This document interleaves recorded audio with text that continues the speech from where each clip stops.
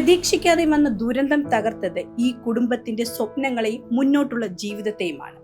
ഭാര്യയും 2 മക്കളും അടങ്ങുന്ന കുടുംബത്തിന്റെ അത്താണിയായിരുന്നു മണികണ്ഠൻ. ഇപ്പോൾ 2 വർഷത്തോളമായി ഒരേ കിടപ്പിലാണ് അദ്ദേഹം. ജോലി ചെയ്യുന്നതിനിടയിലാണ് മണികണ്ഠനെ തേടി ഈ ദുരന്തം എത്തുന്നത്. പ്ലംബിംഗ് പണിക്കിടെ 2ാം നിലയിൽ നിന്ന് വീണാണ് അദ്ദേഹത്തിന്റെ നട്ടെല്ലിന് ഗുരുതര പരിക്കേൽക്കുന്നത്. പ്ലംബിങ്ങിന്റെ പണിക്ക് പൊയ്ക്കൊണ്ടിരുന്നപ്പോൾ കോട്ടയക്കകത്തൊരു വീട്ടിൽ പണി ചെയ്തുകൊണ്ടിരിക്കുകയാണ്. അപ്പോൾ പണി ചെയ്തുകൊണ്ടിരുന്നപ്പോൾ ഒരു 2ാമത്തെ നല്ല സയൻസ് സൈഡിലാണ് ഞാൻ പണി ചെയ്തുകൊണ്ടിരുന്നത്.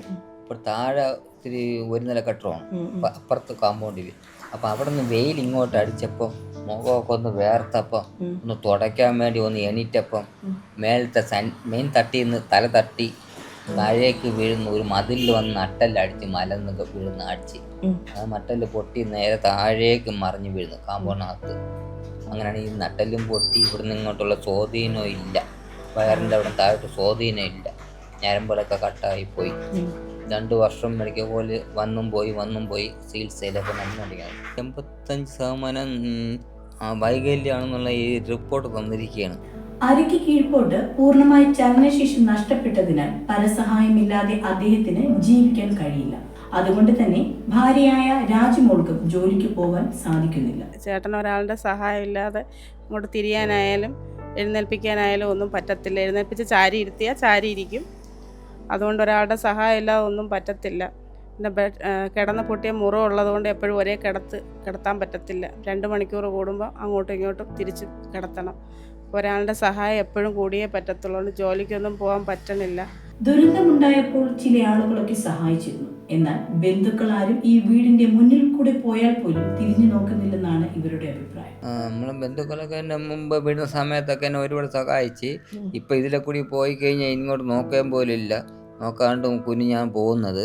ഇപ്പം 2 വർഷമായിട്ട് ചേട്ടൻ കിടപ്പിലാണ്. അപ്പോൾ ആദ്യമൊക്കെ വീണപ്പോൾ ഓപ്പറേഷനും വേണ്ടിയിട്ടും മറ്റു കാര്യങ്ങൾക്കൊക്കെ വേണ്ടിയിട്ട് ചേട്ടൻ്റെ ബന്ധുക്കളൊക്കെ സഹായിക്കുകയൊക്കെ ചെയ്ത്. ഇപ്പോൾ ചേട്ടനെ അറിയുന്ന നാട്ടുകാരും ഒക്കെ പള്ളിയിൽ നിന്നുള്ളവരും ഒക്കെ വന്ന് സഹായിച്ചാണ് മുന്നോട്ട് പോകുന്നത്. 2 പെൺമക്കളാണ് ഇവർക്ക്.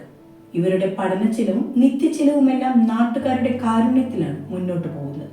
ഇളയ കുട്ടിക്ക് 3 വയസ്സാണ്. 2 പെൺമക്കളാണ്. മോളുടെ പഠിത്തമായാലും മോളിപ്പോൾ നല്ല പഠിക്കുന്ന കുട്ടിയാണ്.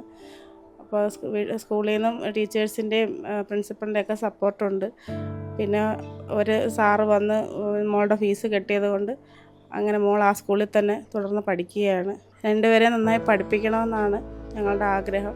താമസിക്കുന്നിടത്ത് നിന്ന് ഇറക്കി വിടുമെന്ന ഭയവും ഇവരെ അലട്ടുന്നുണ്ട്. അസുഖബാധിതനായ ഭർത്താവിനെയും 2 പെൺമക്കളെയും കൊണ്ട് എങ്ങോട്ട് പോകുമെന്നറിയാതെ വിഷമിക്കുകയാണ് രാജു. ചേട്ടൻ്റെ അച്ഛനും സഹോദരിമാരും ഒന്നും ആരും വന്ന് നോക്കണം ഒന്നുമില്ല. അവരെപ്പോഴും നമ്മളെ അടുത്ത് വഴക്കിനായിട്ട് നിൽക്കുകയാണ്. നമ്മളെ ഇറക്കി വിടുമെന്നാണ് അവർ പറയുന്നത്. 2 പെൺകുട്ടികളാണുള്ളത്, എന്ത് ചെയ്യുമെന്ന് അറിയില്ല. ആകെ 3 സെൻറ്റ് സ്ഥലമാണ് ഇപ്പോൾ ഉള്ളത് അച്ഛൻ്റെ പേരിൽ. ബാക്കിയെല്ലാം പെമ്മക്കൊക്കെ ഷെയർ കൊടുത്തു.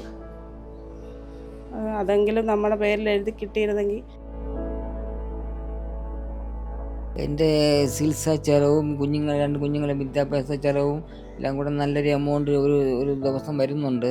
ദിവസവും നമുക്ക് ഡയപ്പറിൻ്റെ ആവശ്യമുണ്ട്. അത് കൂടാതെ തന്നെ മരുന്നും മറ്റു കാര്യങ്ങളൊക്കെ ആയിട്ട് 1000 രൂപയോളം ഒക്കെ ചിലവ് വരുന്നുണ്ട്. ഇത് ആൾക്കാർ സഹായിച്ചാണ് പോകുന്നത്. എത്ര നാളിങ്ങനെ മുന്നോട്ട് പോകുമെന്ന് അറിയില്ല. അവരൊക്കെ എത്ര നാൾ സഹായിക്കുമെന്നും അറിയത്തില്ല.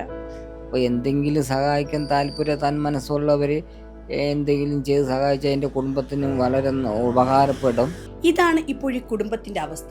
സുമനസ്സുകളുടെ സഹായമുണ്ടെങ്കിൽ മാത്രമേ ഇനി മുന്നോട്ട് പോകാനാവൂ. ആരെങ്കിലും സഹായിക്കുമെന്ന പ്രതീക്ഷയിലാണ് ഇപ്പോഴും ഇവർ.